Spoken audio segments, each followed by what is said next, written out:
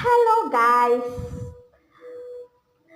ഇതേതാണ് ഈ ഫ്ലവർ എന്ന് ചോദിക്കുകയാണെങ്കിൽ ഈ ഫ്ലവർ എന്താ പേര് പറയുന്നത് എനിക്കറിയില്ല.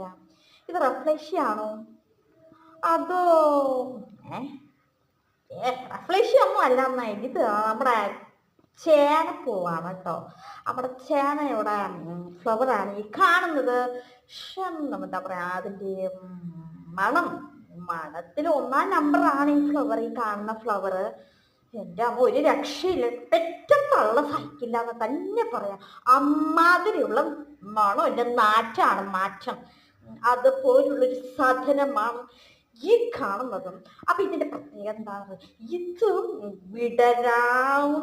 എന്തോ പറയാ, വിടരുന്നതിനേക്കാളും മുന്നേ ഇതിനെ ചാവിട്ട് ഓടിക്കുക, അല്ലെങ്കിൽ ഉണ്ടല്ലോ അവിടെ നിൽക്കാൻ പറ്റത്തില്ല.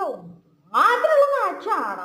ഞാൻ വിചാരിച്ചത് എന്താ എലി എങ്ങാണ്ട് ചത്തോട് ഇങ്ങനെ നോക്കുമ്പോണ്ട് നിൽക്കുന്ന ഈ സാധനം. അയ്യ, കണ്ടില്ലേ ഈച്ചകളെല്ലാം അങ്ങോട്ട് ഇങ്ങോട്ട് പെരുകി നിൽക്കുന്നു. അമ്മാതിലുള്ള നാച്ചാണ് സാധനം. അപ്പൊ നിങ്ങൾ ചേനയുടെ ഫ്ലവർ കണ്ടിട്ടില്ല എന്നുള്ള ഒരു വിഷമം നിങ്ങൾക്ക് വേണ്ട. ചേനയുടെ ഫ്ലവർ ആണ് ഈ കാണുന്നത്.